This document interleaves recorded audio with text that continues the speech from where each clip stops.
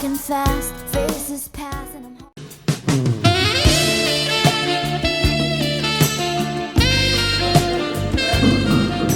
embarazo pretérmino, postérmino y restricción del crecimiento intrauterino. Estos son los integrantes. Estos son los objetivos que vamos a intentar cubrir. Yo sé que son temas largos, todos estos son temas largos y pues en 20 minutos no está padre ni fácil. Bueno, ¿alguien que me puede decir la definición de parto pretérmino? ¿Es el nacimiento antes de cuál semana? 37. Ok, aquí vamos a tener la clasificación de la OMS. Están los prematuros extremos, que van a ser menor a 28 semanas de gestación, los muy prematuros de 28 a 32 y los prematuros tardíos que ya van a ser de 34 a 36.6. También lo podemos clasificar según el peso. Un peso bajo al nacer va a ser el Williams decía que de 500 a 2500, peso muy bajo de 500 a 1500 y un peso extremadamente bajo al nacer ya va a ser de 500 a 1000 gramos. En cuanto a restricción del crecimiento intrauterino, que al rato se nos van a decir, ahí se clasifica diferente, o sea, los bebés son pequeños para la edad gestacional cuando su peso está por debajo de la percentila 10 y van a ser grandes para la edad gestacional cuando su peso es encima de la percentila 90.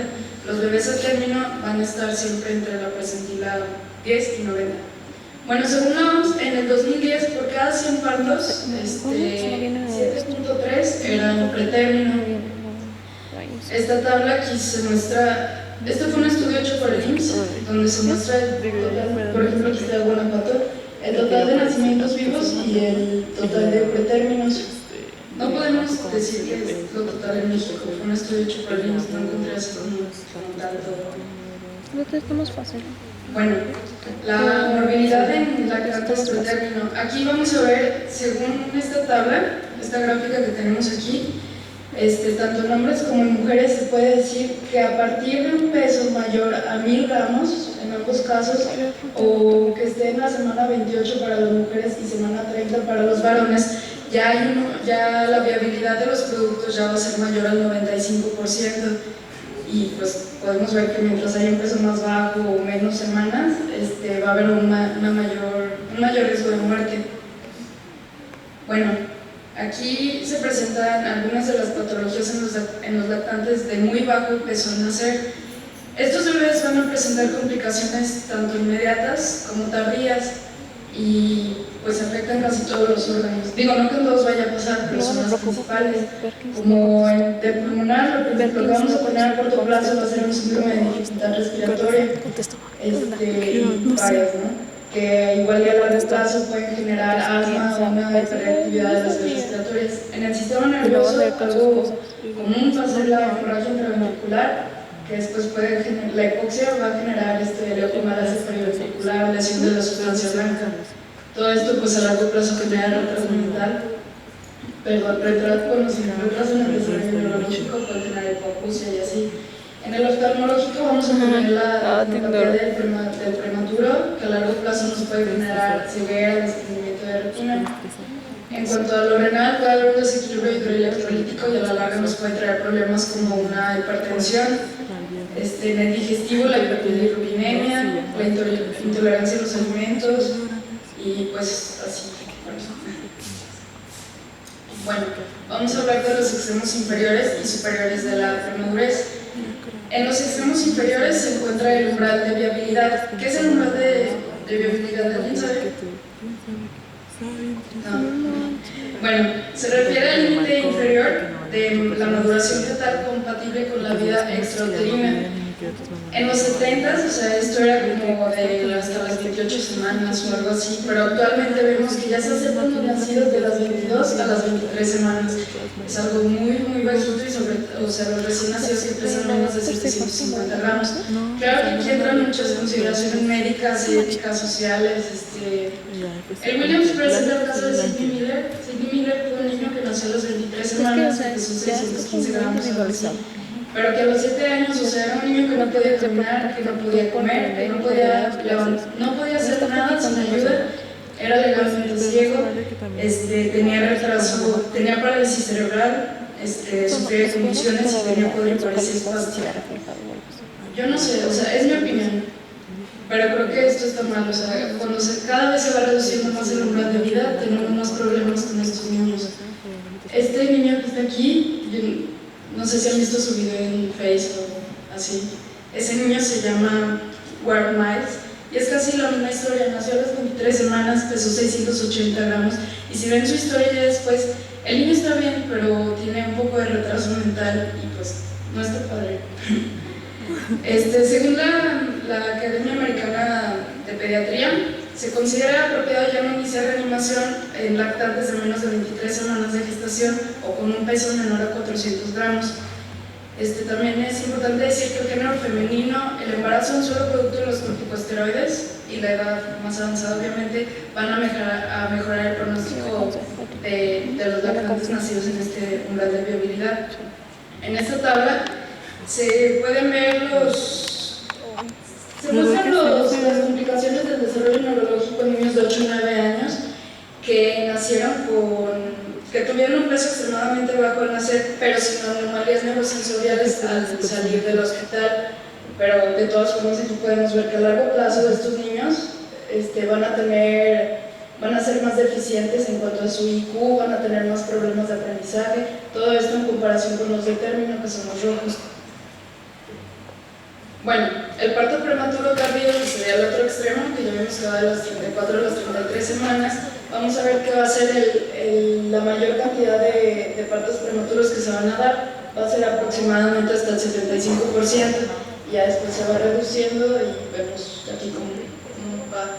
Bueno, el 80% aproximadamente de estos partos prematuros tardíos va a ser a un trabajo de parto espontáneo o una ruptura prematura de membranas. Ya el 20% van a ser por otras complicaciones como hipertensión o accidentes placentarios.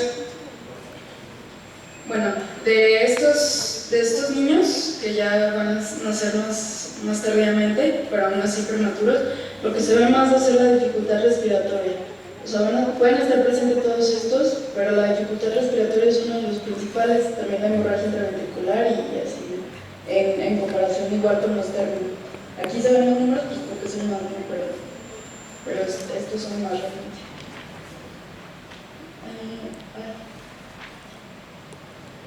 Bueno, y ya nada más comentar que sí son prematuros, pero los prematuros tardíos tienen una mejor tasa de supervivencia. Y pues, ¿cuántos niños no conocemos que son así y están pues relativamente bien? Bueno, las causas del parto prematuro, la primera va a ser por un trabajo de parto prematuro espontáneo. Van a ser del 40 al 45%. Goldenberg indica que hay 3 pasos para que se dé esto: va a ser el retiro de la progesterona, el inicio de la oxitocina y una activación decidual. La segunda va a ser por un parto por indicaciones médicas o fetales. Las principales indicaciones son preeclampsia,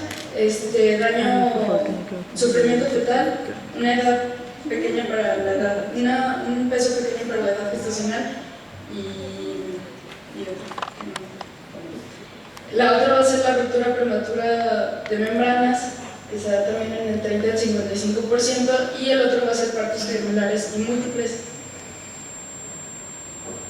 Bueno, de los antecedentes maternos y los factores que van a contribuir, está la amenaza de aborto, los factores relacionados con el estilo de vida, como el tabaquismo, el uso de drogas en el embarazo, un peso muy bajo de la madre o malnutrición, la edad muy joven o avanzada, la pobreza, la talla baja, la deficiencia de vitamina C y los factores laborales. La disparidad racial y étnica también, bueno, todos sabemos que las mujeres negras van a tener mayores complicaciones en cuanto al parto pretérmino, en ellas se va a presentar más. También el trabajo durante el embarazo, menciona el premio que es un factor importante, el hecho de que las mamás estén paradas todo el día o estén cargando muchas cosas pesadas, eso también tiene que ver. También los factores genéticos, las mamás que vienen que ellas mismas son prematuras o que en su familia ha habido antecedentes de mujeres que tienen un parto pretérmino, pues en ellas también se puede dar. La periodontitis también es un factor de riesgo para un parto pretérmino. Yo no sabía y se me hacía así como porque, pero sí es cierto, o sea, lo que pasa Es que Sí, las pues, esas broncas. citocinas generadas por la infección en las encías va a tener una diseminación hematógena. Todas estas citoquinas van a viajar hasta la cavidad uterina y van a generar síntesis de prostaglandinas. ¿Qué generan las prostaglandinas? Contracción uterina. Entonces, también se van a generar otras como factor de necrosis tumoral, interleucina 1 beta, interleucina 6, y pues todos estos van a activar la liberación hepática de reactivos de fase aguda y finalmente van a generar el parto pretérmino. También va a haber dilatación del cuello uterino y pues mayor entrada de bacterias en el útero. Todo esto finalmente va a generar un parto prematuro. No se ha dado no han salido unos buenos lineamientos que digan a todas las mamás que tengan periodontitis trátalas, pero pues me parece algo importante. Otra cosa también importante, las malformaciones congénitas, el intervalo entre embarazos, un intervalo menor a 18 meses o uno mayor a 59 meses también nos puede dar un factor de riesgo, un parto prematuro previo, infecciones y la vaginosis bacteriana. En cuanto a las infecciones, tenemos que del 25 al 40% de estos partos se va a deber a una infección intrauterina y pues el mecanismo es el mismo, o sea, va a haber activación del sistema inmunitario innato, va a haber liberación de citocinas, prostaglandinas, todo esto va a estimular la degradación de la matriz y que se den las contracciones uterinas. Se ha visto que hasta en el 23% de los recién nacidos de 23 a 32 semanas que se les ha hecho cultivo del cordón umbilical presentan estos dos microorganismos, que es el ureplasma y Mycoplasma hominis. Entonces, va a ir más enfocados a estos el tratamiento. Se menciona que la administración profiláctica de antibióticos en el segundo y el tercer trimestre del embarazo va a reducir la ruptura prematura de membranas. Entonces, es importante. Estas son menciona Williams las vías de infección más importantes, como una pneumocentesis, a través del cuello uterino, a través de las trompas de falopio puede haber una salpingitis y ahí se muestran varias. Bueno, para hacer el diagnóstico, lo principal van a ser los síntomas de la paciente. Puede que no sean tan específicos y no podemos guiarnos realmente solo con decir que le duele la espalda o que le está dando una contracción. Se confunden mucho con las contracciones de Braxton Hicks, entonces pues no es así como que súper específico los síntomas de la madre. Sin embargo, tenemos que poner atención en síntomas como presión pélvica, cólicos, secreción vaginal líquida, lumbalgia. Todo esto pues ya nos puede ir enfocando más a un parto prematuro inminente. En cuanto a los cambios cervicouterinos, se puede diagnosticar por medio de la dilatación cervicouterina asintomática. Dice que puede ser normal, pero pues no es suficiente para explicar una dilatación durante el primer trimestre, o sea, aunque sea un TIC para lo que tú quieras, o sea, una dilatación en el primer trimestre no es normal. Todos estos tres, la longitud del cuello uterino y la insuficiencia cervicouterina, los vamos a valorar mediante un ultrasonido transvaginal. En cuanto a la insuficiencia cervicouterina, se define como la dilatación del cuello indolora durante el segundo trimestre, que va a provocar prolapso y abombamiento de las membranas en el interior de la vagina. Finalmente, pues la expulsión del feto. Se trata con cerclaje, pero ahorita estamos viendo solo diagnóstico. En cuanto a la longitud del cuello uterino, este es un artículo que está padre, que los que han pasado por CETO se los dieron, y se refiere a que se hizo un estudio en el que las características maternas más la longitud cervical vista de las 11 a las 13 semanas va a tener ¿cómo se dice? Sí, o sea, pueden identificar un 55% de los partos pretérmino con una tasa de falsos positivos del 10%. Entonces, muchos recomiendan que se haga esto hasta el segundo trimestre. Aquí se ve que a partir del primer trimestre ya podemos identificar esto y hacerlo más preventivo. Por ejemplo, aquí se ve este cuello de 9 milímetros. Un cuello menor a 15 milímetros ya se clasifica como un cuello corto y que va a necesitar tratamiento. Por lo general se pueden dar prostaglandinas, otros hacen un cerclaje, aunque no es una indicación. Y aquí se ve como el prolapso de las membranas, pues sí, como se dice aquí, como un embudo. Bueno, La vigilancia uterina ambulatoria ya no se usa, antes era un cinturón que se amarraba a la madre, era como un tocodinamómetro y las mamás andaban haciendo lo que querían y se iba registrando, pero ya no se usa. Algo que sí se usa es la fibronectina fetal. La fibronectina fetal se produce por las células del amnios fetal e interviene en la adhesión intracelular durante la implantación y el mantenimiento de la adhesión. Se va a detectar en la sangre materna, en el líquido amniótico y en las secreciones cervicovaginales. Se dice que una detección en las secreciones cervicovaginales antes de la ruptura de membranas es un posible marcador de trabajo de parto prematuro. El resultado positivo va a ser más de 50 nanogramos por mililitro. Y aquí vemos la distribución normal de la fibronectina fetal, o sea, se va a elevar en las primeras semanas, después va a haber un momento de quiescencia de todo esto y ya al final del embarazo otra vez vuelve a elevarse. No es común que se eleve aquí ni aquí. Bueno, los métodos de detección para prevenir un parto prematuro, durante 40 años no hemos avanzado mucho en esto, o sea, los bebés prematuros, los partos prematuros se siguen dando de igual manera que como hace 40 años, casi. No vamos a disponer de datos que respalden el empleo de una vigilancia de la actividad uterina en el hogar, eso ya se vio que pues no. La detección sistemática del riesgo de trabajo de parto prematuro, que no sean los factores de riesgo de la madre, pues no los vamos a andar buscando en cualquiera, o sea, si buscamos en su historia y no tiene ninguno de estos factores, ya no le vamos a andar buscando nada.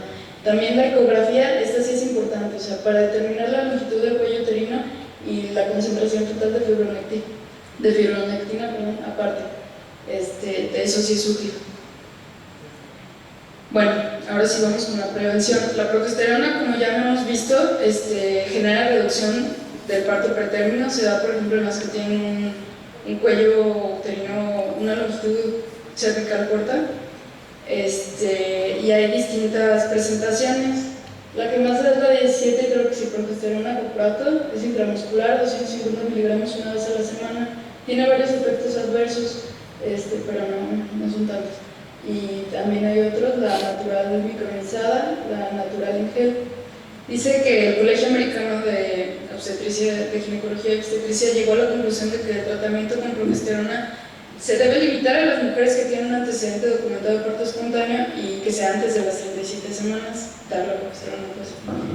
El cerclaje, como ya lo habíamos visto en la clase para los que vinieron en la tarde, se va a usar en las mujeres. Su principal indicación va a ser insuficiencia cervicouterina.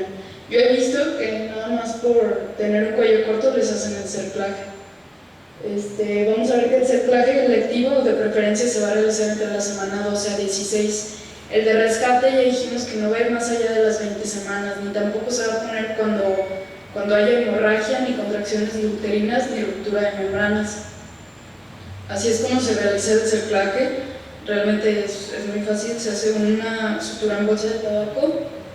Esta es la de McDonald's, hay dos, no me acuerdo la otra. Esta es la de McDonald's. Se toman muestras cervicales para gonorrea y clamidia antes y se da el tratamiento y se prohíbe el coito cuando menos una semana después del cerclaje. Bueno, los programas de asistencia de salud pública, esto es importante, esto no se hace aquí. En el Williams dice que hay clínicas prenatales donde tienen un sistema clínico central. Estas son en Dallas, son supervisadas por el Hospital de Parkland. Es importante porque de aquí canalizan a todas las mujeres en las que se detecta algún problema y las mandan a clínicas especializadas de embarazo de alto riesgo, y aquí ya se tratan los partos prematuros, la diabetes gestacional, infecciones, embarazo multifetal y trastornos hipertensivos. Lo que aquí se hace como en CETO, a mí CETO se me hace padre porque digan que no, está cool porque ahí se detectan todas las malformaciones, las trisomías, esto de la longitud del cuello uterino, pero lo malo de ahí es que ya no les dan seguimiento, o sea, las mandan con el ginecólogo y ya el ginecólogo sabrá si le importa o no le importa, si le da el tratamiento adecuado o no. Yo pienso que deberían de quedarse las pacientes ahí en CETO y seguirlas, pero no se hace eso. Y en cambio allá en Dallas. Bueno, la ruptura prematura de membranas El parto con ruptura prematura de membranas, el diagnóstico se va a hacer pues, con la exploración del espejo para valorar la salida del líquido amniótico. Cuando se confirma, se tiene que hacer una ecografía para valorar el volumen del líquido amniótico. Viendo, ahorita voy a presentarles una tabla, pero aparte del tratamiento va a ser la inducción del parto, tocolíticos o un tratamiento de observación, donde se debe de cuidar que exista el oligodramios. Otra parte importante va a ser la coriamnionitis. No voy a hablar tanto de ella porque ya hablamos de ella. El tratamiento antimicrobiano también se da a las mujeres que se sospechen de coriamnionitis o que no se sospeche y puede prolongar el trabajo de parto unos 7 días más. Claro que la supervivencia del recién nacido pues no se va a modificar, va a ser exactamente lo mismo. A lo mejor la morbilidad sí, pero la mortalidad no. Y los corticosteroides, que son muy importantes, se va a recomendar una sola dosis de las 26 a las 35 semanas, no antes de las 24, ya hablaremos de eso. Este es un cuadrito donde se presenta qué es lo que podemos hacer cuando hay ruptura prematura de membranas, antes de las 24 semanas, de las 24 a las 31, de las 32, 33 y 34 más. Aquí se presenta todo esto. Bueno, en el parto prematuro con membranas intactas, vamos a ver, se trata casi igual al de ruptura del que tiene ruptura de membranas. Pero bueno, aquí por ejemplo si podemos hacer una amniosíntesis, ya casi no se usa, de hecho ya casi nadie lo hace. Y lo que encontraríamos en el líquido amniótico sería una cifra alta de leucocitos, una baja de glucosa y una alta de interleucina 6. El tratamiento con corticosteroides, como ya lo había mencionado, se van a dar para mejorar la maduración pulmonar. Igual, el tratamiento de un solo ciclo va a ser con 12 miligramos de betametasona. En todos los que busquen les van a decir que 2 ciclos de 12 gramos de betametasona. Se da el ciclo de 12 y luego después de 24 horas se vuelve a dar el de 12. Williams dice que un solo ciclo. Y el tratamiento de rescate se da cuando la madre no ha tenido un periodo mayor de 7 días sin tratamiento de corticosteroides y el parto se vuelve inminente, entonces vamos a dar una administración de una dosis repetida de corticosteroides cuando el parto se vuelve inminente. De los antimicrobianos igual ya lo comentamos, se puede dar el cerclaje de urgencia o de rescate, ya dijimos cuáles son las contraindicaciones, en dónde no lo debemos de hacer y en qué semana no se debe de hacer. Y el reposo en la cama realmente no se ha visto pues no se tiene mucha experiencia con esto, se ha visto que da igual. Bueno, la inhibición del parto prematuro, ¿cómo lo vamos a hacer? Lo vamos a hacer por medio de tocolíticos. O sea, los tocolíticos van a disminuir las contracciones uterinas y el tono muscular mediante dos principales formas. Una va a ser disminuyendo las concentraciones de calcio intracelular y otro incrementando los sistemas AN ciclasa o guanilato ciclasa. Están los agonistas de receptores adrenérgicos beta, el principal va a ser la ritodrina, pero también está, por ejemplo, la terbutalina. La ritodrina lo que va a hacer es va a reducir las concentraciones intracelulares de calcio. Dice que alcanza una mayor edad gestacional y mayor peso en el lactante, sin embargo se ha identificado mucho el edema pulmonar en las madres y no se usa de primera línea, se usa de segunda o tercera línea, la ritodrina. El sulfato de magnesio, en esto se va a dar una dosis de impregnación de 4 gramos seguida de una infusión continua de 2 gramos por hora IV y pues va a detener casi completamente el trabajo de parto. No se debe, bueno, lo vemos más adelante. Dice que el uso de sulfato de magnesio ya se abandonó en el hospital de Parkland. Sin embargo, hay muchos estudios que avalan que el sulfato de magnesio tiene un efecto neuroprotector en el feto. Se puede dar 6 gramos, una dosis de 6 gramos seguida de una infusión de 2 gramos por hora durante por lo menos 12 horas. Esto es importante, o sea, hay muchos en los que se usa y hay otros en los que ya se quitó completamente, pero es importante el sulfato de magnesio. Los inhibidores de las prostaglandinas van a intervenir en la conversión del ácido araquidónico libre en prostaglandinas. Van a tener una función primordial que ya vimos, van a detener las contracciones que ocurren en el trabajo de parto. De estos va a ser la indometacina, se van a dar 50 a 100 miligramos cada 8 horas, sin sobrepasar 200 miligramos en 24 horas por el riesgo que existe de oligodramios. Todos estos tocolíticos que les estoy mencionando van a detener el trabajo de 24 a 48 horas, no más. Y bueno, tenemos también los agonistas de los conductos de calcio que van a inhibir la entrada de calcio. Y bueno, de este prototipo es el nifedipino. Algunos dicen que es un compuesto más inocuo que los agonistas betas. Es importante decir que no se debe administrar junto con el sulfato de magnesio porque genera alteraciones cardíacas y pulmonares. Hace que los efectos del sulfato de magnesio se vean más. Y bueno, el atosimal va a ser un antagonista competitivo de las contracciones.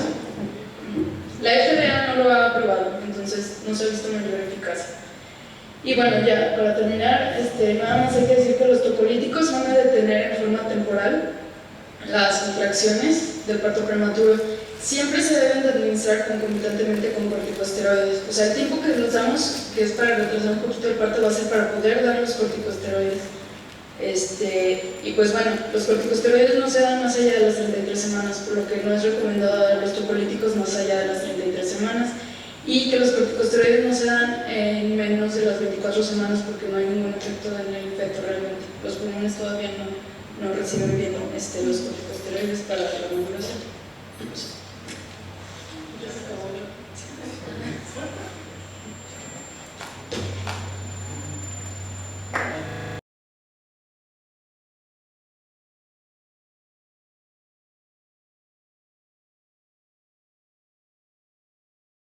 Hasta la última, la perimenopausia climaterio. Aquí hay algo que a mí no me acaba como de convencer, porque si vemos aquí en esta tabla se ve cómo va, cómo se distribuyen, o sea, la premenopausia, como les mencionaba, desde la menarquia hasta la menopausia como tal. La perimenopausia va a comenzar de 4 a 7 años antes de que empiece la menopausia, y es cuando empiezan a manifestarse todos los síntomas, cuando empieza a haber desequilibrios hormonales. Y sí, empiezan a manifestar los síntomas, pero la perimenopausia va a abarcar, como les digo, desde 4 a 7 años antes hasta la menopausia y poquito después. Y en sí el climaterio, como lo mencionaba Iván y ustedes, o sea, van a ser los síntomas y las manifestaciones. Puede empezar desde la perimenopausia y extenderse hasta la posmenopausia. Sin embargo, aquí el Williams lo maneja como una transición menopáusica, o sea, ya no dice perimenopausia ni climaterio, o sea, es transición menopáusica. Como les comento, comienza antes de la menopausia y se refiere a los últimos años de vida fértil de una mujer. Comienza a finales de los 40 e inicio de los 50, y comenzamos a ver aquí ciclos irregulares, ciclos menstruales muy irregulares. Yo encontré que hay 3 fases de la perimenopausia. Va a haber una fase inicial que puede durar de 6 meses a 1 año, y aquí comenzamos con los síntomas vasomotores. El ciclo menstrual pues sigue siendo regular, las hormonas, se puede ver un nivel de estrógeno normal o un poco elevados incluso.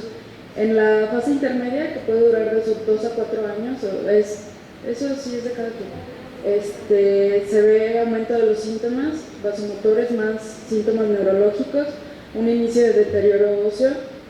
Y aquí sí ya empezamos a tener alteraciones menstruales, una hipermenorrea, oligomenorrea, metrorragias, y ahí el nivel de estrógenos vamos a notar que empieza a bajar. En la fase final, que ya es el último año, o sea, dice último año después de la menstruación, o sea, ya estamos hablando aquí de menopausia, lo que les comentaba, o sea, la perimenopausia va a abarcar ya también la menopausia, pues ahí sí ya vemos todos los síntomas muy floridos. Va a haber amenorrea como tal, y el nivel de estrógenos va a ir completamente en disminución. Bueno, ya definimos menopausia, ya saben lo que es, y la posmenopausia va a ser después de este periodo de 12 meses hasta la muerte de la mujer. Y esta tablita de Ninel Williams y nos va explicando, esto es lo que nos importa, pues, la transición menopáusica, cómo tiene una duración variable, depende de cada mujer, pero está caracterizado por la pérdida de los estrógenos y por ciclos menstruales muy irregulares, hasta que ya llegamos a la menopausia, y de ahí pues nos brincamos a la posmenopausia. Bueno, aquí quise juntar nada más algunos de los síntomas, ahorita vamos a ir hablando de cada uno de ellos. En la transición menopáusica, los patrones menstruales aquí pueden ser más cortos o más largos, dependiendo. Vamos a tener los síntomas vasomotores que ustedes comentaban, los bochornos, la diaparesi nocturna, los trastornos del sueño, y también vamos a tener trastornos psicológicos y mentales. Va a haber un síndrome premenstrual muy acentuado, depresión, irritabilidad, comienza a haber memoria deficiente, todo esto. También desearía disminución de la libido, resequedad vaginal, dispareunia, pues eso para disfunción sexual. Los síntomas somáticos: cefalea, mareos, palpitaciones, dolor y crecimiento mamario, artralgia y lumbalgia. Y ya otros síntomas, pues se une esto con la edad y todo: la incontinencia urinaria, la piel seca, el aumento de peso. Ok, lo que nos importa aquí ver bien son los cambios fisiológicos. ¿Qué es lo que va a pasar? ¿Qué es lo que normalmente pasa en el eje hipotálamo, hipófisis, ovario? O sea, sabemos que el hipotálamo va a liberar la GNRH. La GNRH va a ir a la de la hipófisis, va a liberar FSH, LH, y estos van a ir al ovario. La FSH hacia los folículos y la LH promoviendo el cuerpo amarillo y así generando progesterona. Aquí se producen los estrógenos por la FSH, bueno, los folículos pues, y acá la progesterona por el cuerpo amarillo. Todo esto va a tener una retroalimentación negativa a nivel hipofisiario y a nivel hipotalámico. También vamos a tener liberación por el folículo de las inhibinas. Las inhibinas van a ir directamente hacia la hipófisis, limitando la liberación de FSH. Entonces, ¿qué va a pasar? En el inicio de la transición menopáusica comenzamos a ver un aumento de la FSH y una respuesta folicular aumentada, por lo que aumentan los estrógenos en esta etapa. ¿Pero a qué se debe? Bueno, ahí el William mencionaba deficiencia de inhibina. Como los folículos ya van a estar, digamos, dañados, no se va a producir suficiente inhibina para poder generar esa retroalimentación negativa y decir, sabes que ya no produzcas FSH, ya es mucho. Entonces eso no se da, la FSH se sigue produciendo y vamos a ver una ligera disminución en los niveles de progesterona. Ya en la transición menopáusica tardía, ahí sí vamos a ver totalmente una concentración muy aumentada de FSH. Aquí lo menciono de nuevo, por la poca capacidad de los folículos para secretar inhibina. También van a disminuir las concentraciones de hormona antimulleriana. La insuficiencia ovárica en la menopausia, no sé si leyeron que hay una insuficiencia ovárica prematura o precoz, que esto sería que se acaban todos los folículos del ovario, pero va a ser antes de los 40 años de edad. Esto lo podemos llamar una insuficiencia ovárica precoz o prematura. Pero aquí pues estamos hablando de lo fisiológico, ¿no? O sea, el ovario, como sabemos, tiene cierto número de folículos y va a llegar un día en el que se van a acabar, ya no va a haber ovulación, ya no va a haber estrógenos por esa parte. Entonces va a cesar la liberación de hormonas esteroideas ováricas, como les digo, la inhibina y los estrógenos, y pues se va a abrir esta asa de retroalimentación negativa, ya no va a existir. Entonces va a haber concentraciones de FSH y LH elevadas en esta parte ya de la posmenopausia, de la transición menopáusica tardía. Puede haber concentraciones circulantes de hasta 4 veces más. Bueno, una tablita para que vean cómo es antes de la menopausia, cómo están los niveles de estrógenos y de inhibina, que generalmente están altos, y la FSH pues se va a seguir produciendo poco. Y al final vemos cómo todos estos están disminuidos y lo único que va a persistir va a ser la FSH. Bueno, los cambios ováricos, como les comentaba, o sea, cuando nacemos tenemos un cierto número de folículos que un día van a llegar a acabarse. Entonces, durante la transición menopáusica va a pasar que puede haber o no ovulación,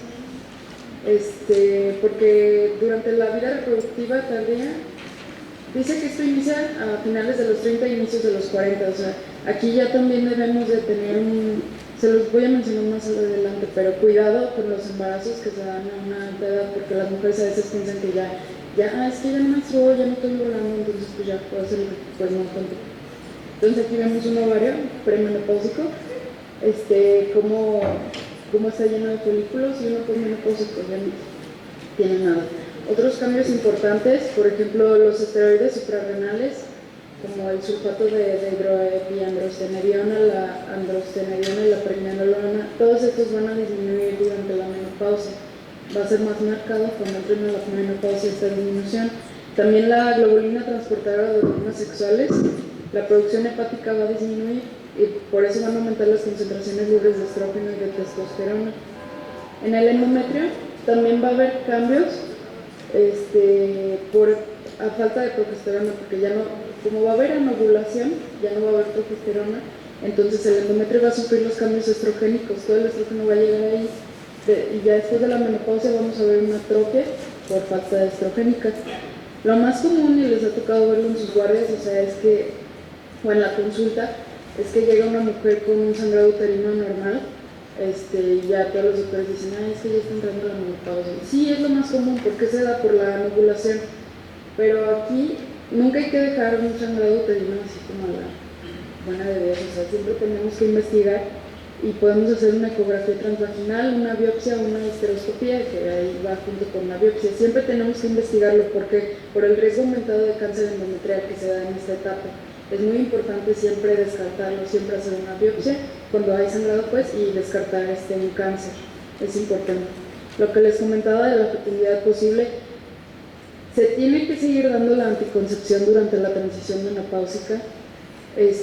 Solo que tenemos que hacer una buena elección, algo que no dañe. Por ejemplo, mencionaba el acetato de hidroxiprogesterona, que bueno, nos va a generar una mayor pérdida de densidad ósea, que es lo que no queremos. Entonces hay que hacer una buena elección cuando queramos la anticoncepción. Y bueno, también sí va a haber infecundidad. Las parejas que quieren concebir a esta edad, pues no, va a ser muy difícil y pues van a requerir técnicas a lo mejor de reproducción asistida. Aparte de que ya hay muchos riesgos, o sea, de aborto, de que la madre presente diabetes gestacional o una hipertensión inducida por el embarazo, o de que haya óvulos también, es importante. Bueno, los cambios en la termorregulación, que yo creo que son de los síntomas más importantes y de los más, por los que las mujeres más consultan. Bueno, estos síntomas son los bochornos, los sofocos y la diaforesis nocturna. Cada bochorno va a tener una duración de 1 a 5 minutos y la temperatura de la piel se va a elevar por vasodilatación periférica. A veces pensamos que están locas, pero no es cierto, o sea, sí se eleva la temperatura. Dice, por ejemplo, más en las manos, en los dedos de las manos y de los pies, la temperatura puede elevarse desde 10 a 15 grados, imagínense. Entonces, estos son los cambios. Va a haber elevación en la presión sistólica durante la vigilia y el sueño. La frecuencia cardíaca va a aumentar de 7 a 15 latidos por minuto. También esta va a aumentar como el riego cutáneo. Alcanzan su punto máximo en los primeros 3 minutos de iniciado el bochorno. También se va a aumentar el metabolismo y se pueden observar palpitaciones, ansiedad, irritabilidad, pánico. Muy bien. Y bueno, la fisiopatología de esto, me estoy yendo rápido porque quiero que vean bien lo de terapia hormonal de reemplazo, que está muy padre. La fisiopatología involucra a los estrógenos y algunos neurotransmisores como la noradrenalina y la serotonina. Ya dijimos que los estrógenos van a comenzar a bajar, entonces las concentraciones bajas de estradiol van a hacer que los receptores adrenérgicos presinápticos disminuyan. ¿Qué va a generar que disminuyan los receptores? Pues aumenten la liberación de noradrenalina y de serotonina del hipotálamo, y estas van a ir hacia el núcleo termorregulador. Por eso es que se van a desencadenar los mecanismos para perder calor, como los bochornos y los sofocos, la diaforesis. Entonces tiene que ver con la disminución de estrógenos y los receptores adrenérgicos. Bueno, aquí son varias tablitas para que vean cómo al minuto 0 de iniciado el bochorno, cómo es que de una basal aproximada de, no sé, 36.70 y algo, nos podemos ir hasta 36.85 o 90. Parece poco, pero en la temperatura central ustedes saben lo que es ese punto 2. Igual con el índice respiratorio, aumenta. Esto es lo que les comentaba, o sea, ya cuando estamos en la perimenopausia, posmenopausia más o menos, a diferencia de que vamos a tener un equilibrio de los receptores adrenérgicos y serotoninérgicos, aquí hay respuestas hipertérmicas e hipotérmicas, o sea, aquí estos son los neurotransmisores, vean cómo hay un equilibrio, o sea, esto nos va a dar una respuesta termorreguladora normal. Y ya después, cuando entramos a la menopausia, vamos a ver cómo hay mayor respuesta en los receptores hipertérmicos. Entonces todos estos van a ir a pegarse casi aquí y nos va a dar una respuesta hormonal alterada, aparte de la disminución de estrógenos, lo que comentábamos. Y estas son algunas instrucciones, pues nada más para prevenir, o sea, pues lo que todos deberíamos de hacer. Ahorita van a decirles bien lo de terapia hormonal, pero por ejemplo es importante que la paciente duerma lo suficiente, que la paciente no salga de noche a tomar, que tome mucho café, que fume, que haga todo esto porque le puede generar que los síntomas se agraven. Bueno, lo que comentaba el doctor del metabolismo óseo y los recambios estructurales, ya sabemos que hay osteoblastos y osteoclastos. Los osteoblastos van a regenerar el hueso, los osteoclastos los van a destruir. Generalmente hay un equilibrio entre estos dos. El ranking va a presentarse en los osteoblastos y este rank ligando va a unirse al rank que va a estar en la superficie del osteoclasto. Esta unión va a generar una supervivencia mayor del osteoclasto, pero ¿qué pasa en la normalidad? O sea, está la osteoprotegerina también, que es inducida por los osteoblastos. Si el rank ligando se une con la osteoprotegerina, esto ya no va a dejar que se unan estos dos y va a generar un equilibrio entre la resorción y la remodelación ósea. Es lo que debería de pasar. El rank ligando es lo que nos va a dar como la pauta para decir, a ver, vamos a producir más hueso, vamos a disminuir el hueso. Entonces es importante que las cifras de rank ligando estén normales. En la premenopáusica, pues como les comenté, entra la osteoprotegerina y todo está bien. Pero en las posmenopáusicas, la disminución de los estrógenos va a ocasionar una expresión aumentada del rank ligando. Entonces, al aumentarse el rank ligando va a ir a unirse más con el rank de los osteoclastos y va a hacer que sobrevivan más, que estén más activos, que estén reabsorbiendo más hueso. Y la función de la osteoprotegerina se va a ver disminuida por este ligando, entonces la osteoprotegerina ya no va a servir tanto. Entonces puede ocasionar una resorción ósea excesiva y potencialmente una osteoporosis posmenopáusica. Ese sería el mecanismo principal. Bueno, la osteopenia, como sabemos, va a ser el precursor de la osteoporosis. Ya la osteoporosis pues, es un trastorno de la fuerza ósea que debilita el esqueleto y debilita progresivamente la masa ósea. Lo más importante aquí que debemos de rescatar pues, son las fracturas.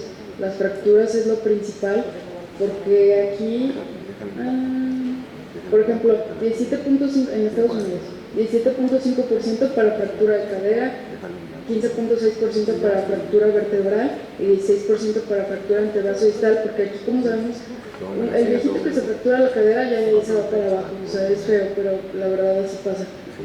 Y pues la fisiopatología, ya lo dije, va a ser una disminución en la densidad mineral ósea. ¿Qué es la densidad mineral ósea? Se refiere a los gramos de mineral por volumen de hueso. Y lo podemos valorar mediante una absorciometría radiográfica con doble energía, un DEXA. Y bueno, lo que mencionaba el doctor de la osteoporosis primaria y la secundaria, la primaria, la que nos importa, pues va a ser es fisiológica.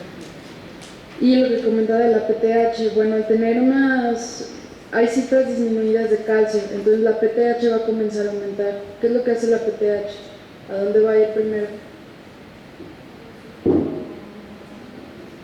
Bueno, va a ir al hueso y va a sacar el calcio de ahí, lo que nos perjudicaría todavía más. Va a ir al hueso, va a ir al intestino, va a hacer que se absorba más calcio, va a ir al riñón, va a hacer que deje que no se tire calcio.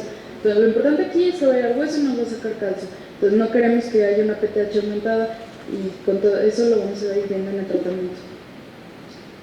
Bueno, el diagnóstico ya lo dije, se va a hacer por DEXA. Si se acuerdan, hay clasificaciones T y calificación T y calificación Z.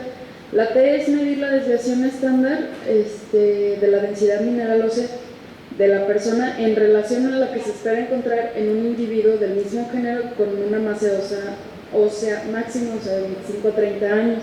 O sea, estás comparando un viejito de 50 y tantos años con una persona de 25, pero esa es la calificación T.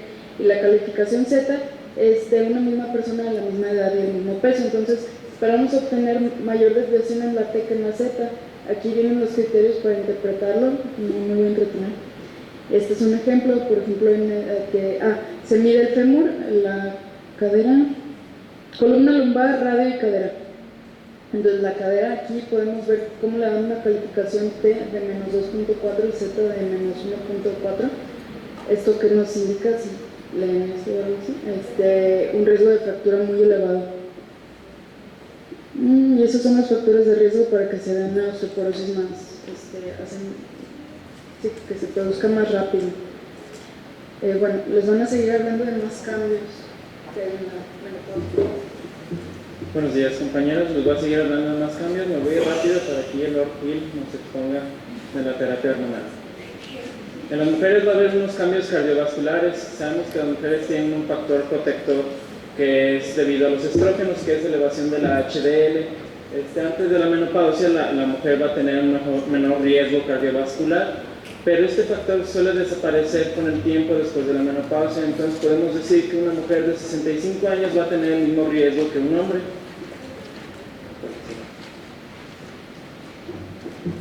Para prevenir estas enfermedades cardiovasculares, la mayoría son riesgos modificables, como sería dejar el tabaquismo, una actividad moderada por 30 minutos día, mantenerse en un peso adecuado y tener una dieta saludable. Hay algunas intervenciones específicas, ya sería la presión arterial óptima o el mantenimiento óptimo en concentraciones de lípidos. También se ha observado mediante estudios el tratamiento con ácido acetilsalicílico, pero solo en profilaxis secundaria, disminuyendo los riesgos y de los eventos cardiovasculares. En cuestión de los lípidos, sabemos que la mujer va a tener una mayor concentración en HDL, lo que le va a ayudar a mantener un perfil favorable de lipoproteínas, pero después de la menopausia se duplica el riesgo coronario y alrededor de los 60 años de edad los lípidos alcanzan las concentraciones mayores que en los varones, pero es posible reducir estos cambios ya sean por medios de cambios en el estilo de vida o ya si es que es necesario administrar estrógenos, a menos que esté indicado, y o fármacos que ayudan a reducir los lípidos. También va a haber algunos cambios en la coagulación, sobre todo la mujer va a tener un estado hipercoagulable. Se cree que esto contribuye a aumentar el riesgo que haya una enfermedad tanto cardiovascular como cerebrovasculares.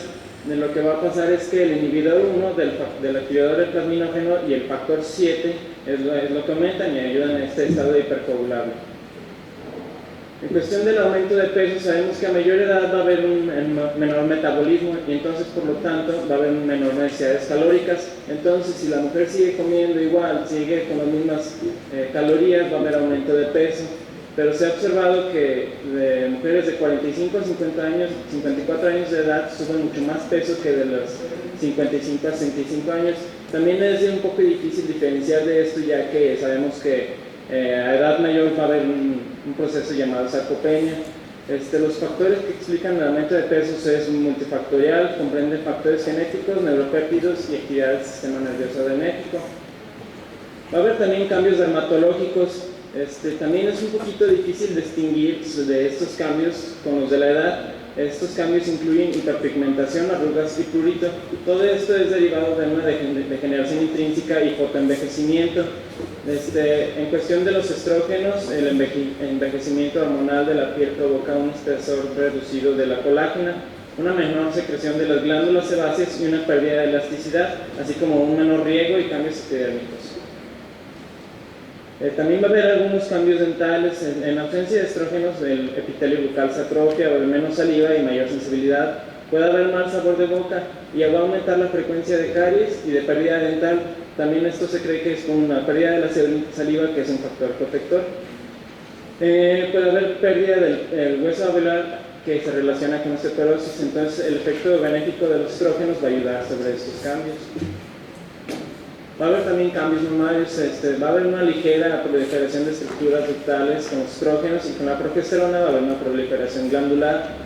En la menopausia, ya cuando hay una supresión de estrógenos, va a haber una reducción relativa de la proliferación mamaria y en una mamografía se va a observar una disminución del volumen y del porcentaje del tejido denso, pero estas van a ser restituidas por tejido adiposo. Va a haber también cambios en el sistema nervioso central. Cambios en el sueño, va a haber un sueño fragmentado, lo cual va a provocar a la vez varios signos que serían como bochornos o fatiga diurna. Puede haber la habilidad emocional, irritabilidad y problemas con la memoria a corto plazo. Dependiendo del caso o no, puede estar indicado prescribir algunos fármacos, y estos son algunos fármacos de los que están aprobados por la FDA, los cuales incluyen benzodiazepinas, agonistas de los receptores de benzodiazepinas y también agonistas de los receptores de la melatonina, dependiendo de cuál sea el problema de la mujer, ya sea para conciliar el sueño, para mantenerlos, lo que se va a recetar. Va a haber una disfunción cognitiva. Sabemos que a mayor edad va a haber una menor memoria a corto plazo como tanto a largo plazo, pero a pesar de todos los estudios no se ha encontrado un efecto directo sobre la concentración reducida de estrógenos y cuál sea la causa de estos en los que implica la memoria y el conocimiento, pero se han hecho también estudios sobre en las posmenopáusicas y en las premenopáusicas mayores de 40 años, es decir, diferentes etapas de la menopausia, pero al mismo tiempo de la edad, y se ha observado que hay un menor descenso cognitivo en las premenopáusicas. Esto lo atribuyen algunos investigadores que las funciones cognitivas se deterioran más rápidamente en la menopausia. Va a haber también algunos cambios psicosociales. Durante la transición menopáusica va a haber depresión, cambios emocionales, poca concentración y alteraciones en la memoria. Muchas mujeres lo atribuyen al síndrome premenstrual o como parte del envejecimiento. En realidad estos síntomas pueden ser resultado de los cambios de las hormonas reproductivas.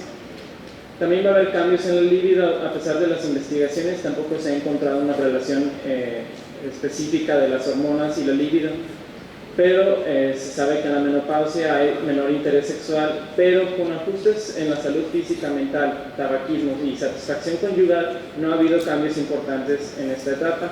Pero los pacientes suelen manifestar menor pensamientos y satisfacciones sexuales, menor lubricación vaginal después de la menopausia. Va a haber también cambios en la porción inferior del aparato reproductor, y los quienes hayan tenido rotación en vagina van a ver esto muy seguido. Es una causa de incontinencia urinaria y prolapso. Se han identificado receptores de estrógenos en la vulva, vagina, vejiga, uretra, músculos del piso pélvico y fascia endopélvica. Y sin la influencia de estos estrógenos, se va a saber que la vagina pierde colágeno, tejido adiposo y la capacidad de mantener agua. Las paredes vaginales se van a encoger, las rugosidades se aplanan, lo que va a dar un aspecto a la vagina de plano color rosa. El epitelio se adelgaza y una reducción considerable en la relación de las células superficiales y basales de la superficie vaginal va a ser friable y tiende a sangrar con traumatismos mínimos. Como resultado de estos cambios, los síntomas clínicos de la atrofia vulvovaginal comprenden sequedad e irritación vaginal, dispareunia y infecciones urinarias recurrentes. En cuestión de la dispareunia y la disfunción sexual, se sabe que hasta el 25% de las pacientes menopáusicas va a padecer de algún grado de dispareunia. Por lo general se atribuye a sequedad vaginal y atrofia de la mucosa por faltas de hormonas y estrógenos, pero sabemos que esto puede ayudar a los estrógenos tópicos, pero ya dependiendo del caso. En el aparato urogenital va a haber que al final de la menopausia o después de una oophorectomía va a haber una atrofia genitourinaria. Los síntomas que alteran la calidad de vida son disuria, urgencia urinaria e infecciones urinarias recurrentes. Esto se debe a un adelgazamiento de la mucosa uretral y vesical, la uretritis con disuria, urgencia con incontinencia, micción frecuente. También el acortamiento secundario de los cambios atróficos en la menopausia va a generar una incontinencia urinaria de esfuerzo genuina. En cuestión de diagnóstico, por lo general, si llega una mujer ya de 70 años, no va a tener mucho caso investigar mucho, ya sabemos que va a estar en una etapa de la menopausia. Pero la transición en menopausia se establece por lo general debido a estos síntomas correspondientes y a una exploración física detallada. Todos los cambios que le hemos dicho es lo que se va a valorar en la exploración física. Se puede realizar otros análisis como la concentración de FSH o estradiol para establecer la presencia de insuficiencia ovárica, pero en un grupo importante que es de la transición va a restar la FSH normal. La mujer joven, la valoración debe incluir la FSH, y si una mujer tiene menos de 40 años y ya tiene insuficiencia ovárica, por lo general ya es patológico y debemos de buscar anomalías cromosómicas, infecciones, trastornos autoinmunitarios, galactosemia, tabaquismo, radioterapia, quimioterapia, etc. Algunas pruebas de laboratorio que nos van a ayudar al diagnóstico es la concentración de gonadotropinas, es decir, la FSH y la LH. Al principio de la fase folicular del ciclo menstrual en muchas mujeres, sobre todo en las mayores de 35 años de edad, la concentración de FSH se mantiene sin un cambio importante, y tampoco de la hormona LH, pero si hay una unos cambios. Este va a ser un dato de mal pronóstico para fertilidad futura. Asimismo, la concentración de FSH mayor de 40 se utiliza para documentar insuficiencia ovárica durante la menopausia, y aquí tenemos unos rangos sobre la mujer adulta. Casi siempre la LH va a ser la mitad de la FSH. Si vemos que va a estar aumentando, es dependiendo del periodo de la menopausia, va a ir aumentando, y ya cuando ya no tenemos duda, pues ya va a ser un valor demasiado alto. También se pueden pedir concentraciones de estrógeno. Yo nunca he visto que hagan esto. Bueno, no he estado en una agrupación de climaterio, solo he estado en cosas de gine. Lo único que sí he visto que hagan es que a veces piden la FSH. Los valores pueden ser normales, elevados o reducidos según sea la fase de la transición. En concentraciones muy reducidas o indetectables solo durante la menopausia, y sirven también para valorar las respuestas durante el tratamiento hormonal. Algunos médicos prefieren alcanzar concentraciones séricas de estradiol fisiológicas de 50 a 100 picogramos al seleccionar y ajustar el tratamiento de la sustitución hormonal. Y aquí tenemos una tablita donde se va a ver la producción de los estrógenos en mujer y la edad. Vemos que hay un descenso en la menopausia. Y también hay otro que se llama índice de maduración de estrógenos. Yo nunca he visto que lo pidan, y esto en parte es porque es muy costoso. Se toma una muestra para cuantificar dicho índice durante la exploración vaginal con espejo, y al mismo tiempo que se realiza una citología vaginal. Este índice se lee de izquierda a la derecha y se refiere al porcentaje de células parabasales, intermedias y escamosas, superficiales que aparecen en el frotis. La suma total de estas tres cifras debe ser igual a 100%. Y un ejemplo de esto, que sería el índice de maduración de estrógenos, sería un resultado de 0, 40, 60, lo cual representa un 0% de células parabasales, 40 para células intermedias y un 60 para células superficiales. Una desviación a la izquierda suele representar una concentración reducida de estrógenos, y una desviación a la derecha va a ser una concentración aumentada de estrógenos, y así es como se van a ver. En el primero va a ser una muestra estrogenizada, en el segundo ya va a ser una edad fértil, en el tercero, que sería el de abajo, un efecto de la progesterona, y en el cuarto, ya en la esquina inferior derecha, va a ser una atrofia. Ya por último, podemos también solicitar indicadores urinarios séricos de resorción y formación ósea, como nos habló Sofía. Algunos de estos indicadores de formación son de gran utilidad, pero generalmente no se usan tanto como para diagnóstico, sino más bien como para osteoporosis. Estos indicadores bioquímicos se utilizan para identificar pérdida rápida de hueso, y se ha demostrado que la velocidad de remodelación ósea según estos indicadores aumenta durante la menopausia y permanece elevada. Y estos son algunos de los datos considerados como indicadores de resorción ósea, que sería como el calcio urinario, la tetrato resistente a fosfatasa ácida, la seroproteína ósea y algunos enlaces cruzados.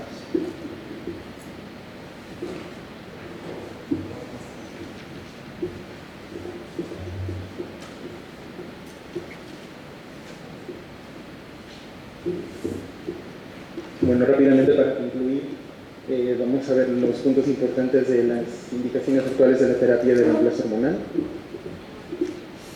Quise incluir esta diapositiva para tener en claro la ventana de oportunidad sobre la cual podemos intervenir con la terapia de reemplazo. Mi compañera les hablaba sobre definiciones de perimenopausia, de transición a la menopausia y demás. Entonces, bueno, se considera que y como también lo dijo ayer, se considera que la transición a la menopausia es cuando empiezan a ver esos cambios, esas modificaciones en el ciclo ovárico. Desde que comienza con alteraciones se considera que es la transición a la menopausia. Esto es alrededor de los 40 años normalmente. Encontraron una definición muy parecida con perimenopausia. Decía que era el periodo en el que comenzaban esos cambios hasta que llega el momento en el que cesa la función ovárica, en el que cesa la menstruación por pérdida de función ovárica. Pero bueno, entonces vamos a tener en cuenta que la perimenopausia o la transición a la menopausia como el momento en el que vamos a actuar. Aquí en la diapositiva podemos ver los síntomas que componen al síndrome climatérico. Se considera que los síntomas vasomotores son los más comunes, hasta el 90% de las mujeres los van a presentar, y pues ahí vemos la serie de los otros que ya los vimos. Esto secundario al efecto específico de cada tejido de esa deficiencia sérica estrógenos. Bueno, ya hablamos sobre el síndrome climatérico, ahora vamos a ver los cambios estructurales secundarios a cambios metabólicos. Rápidamente también vamos a volver a analizar la pérdida de densidad mineral ósea, la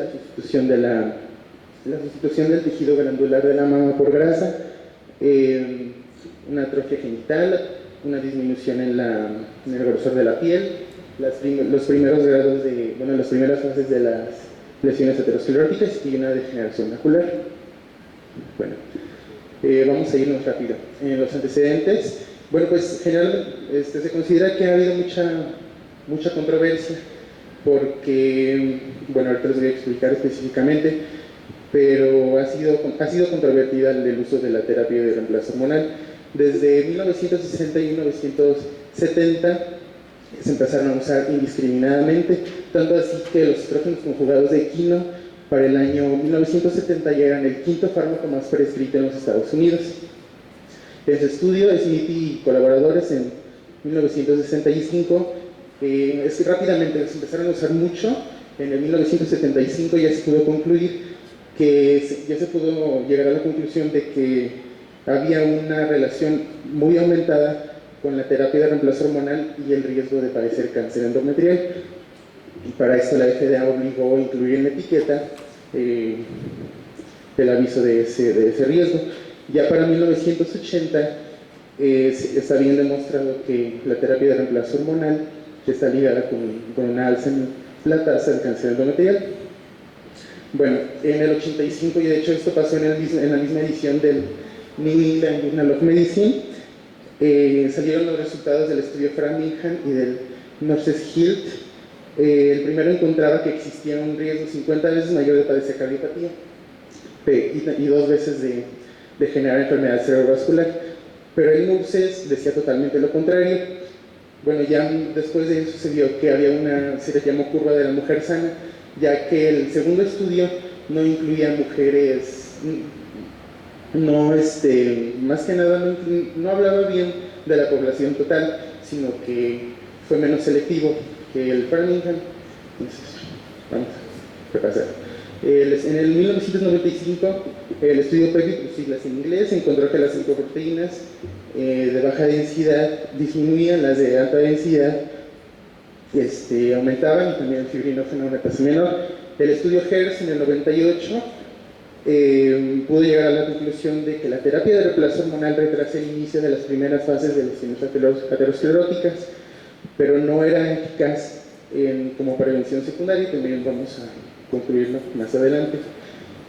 En 1993, el estudio Women's Health Initiative encontró que las mujeres que iniciaron la hormonoterapia más cerca de la menopausia tienen a poseer un riesgo más reducido de arteriopatía coronaria en comparación con aquellas que empiezan la hormonoterapia después de la menopausia. Ya vemos la importancia de la ventana de acción. Y el Wilson, por último, pues también concluye acerca del riesgo cardiovascular que tienen las mujeres que comienzan la terapia de reemplazo de edad avanzada. Danforth en el 2007 encontró que en su estudio encontró que había un riesgo aumentado con una terapia de reemplazo prolongada, teniendo como punto de corte 5 años. Y Lacey en el 2006 también encontró la relación de la terapia de reemplazo hormonal con el riesgo de cáncer ovárico en mayor de 10 años, también teniendo como punto de corte una duración de 5 para una terapia de reemplazo hormonal adecuada. Como por último, en antecedentes vamos a analizar este metaanálisis. En el 2004, Salpeter encontraba que los únicos beneficios a largo plazo de la terapia de reemplazo eran una mayor densidad mineral ósea, por lo tanto una menor tasa de fracturas y una menor tasa de cáncer colorectal. Este metaanálisis no solo se enfocaba específicamente en cada efecto, sino que hizo una comparación de la tasa de mortalidad con un grupo de control de mujeres que no tuvieron tratamiento hormonal, encontrando una tasa de mortalidad del 0.98, entonces pues eso quiere decir que es benéfico. Nada más que fue muy específico, encontrando que el beneficio solo era en mujeres menores de 60 años y no en mujeres de mayor edad. En el panorama actual, pues como ya lo dijeron mis compañeros, la terapia de reemplazo solo es una estrategia que se le debe ofrecer a la mujer posmenopáusica y existen únicamente 3 indicaciones para el uso de esta, las cuales son el alivio de la sintomatología motora moderada severa. Se ha visto que la terapia de reemplazo es la más efectiva para aliviar los síntomas vasomotores, atrofia urogenital, y por último la más reciente propuesta por la Sociedad Norteamericana de la Menopausia, que es la prevención y el tratamiento de la osteoporosis. Las consideraciones, pues como ya hablamos, va a estar totalmente contraindicada en mujeres mayores de 60 años y se debe valorar el uso de, por ejemplo, de inhibidores de la recaptura de serotonina y de antidepresivos tricíclicos para aliviar los síntomas vasomotores, o también estrógenos locales para aliviar, para tratar la atrofia urogenital. Fármacos específicos cuando se quiera tener un tratamiento más duradero o más o si existen contraindicaciones para la terapia de reemplazo. Hay que valorar dosis, tipo y vía de administración de la terapia de reemplazo hormonal. Se considera que los anticonceptivos orales, los estrógenos conjugados de quino, anticonceptivos orales, cuando pasan por la pared intestinal y el hígado, hay un aumento en los factores de coagulación. Entonces, por ejemplo, ahí tenemos una contraindicación de vía de administración. Hay que hacer una revaloración de 6 a 12 meses. ¿Esto para qué? Para ver qué tan necesario es continuar con la terapia. A final de cuentas, la paciente va a ser la que va a decir si quiere continuar con la terapia o quiere descontinuarla. La terapia de reemplazo hormonal combinada, estrógenos conjugados de quino más progestagenos, está indicada en mujeres con útero para reducir el riesgo de hiperplasia o cáncer endometrial. Como tal, vamos a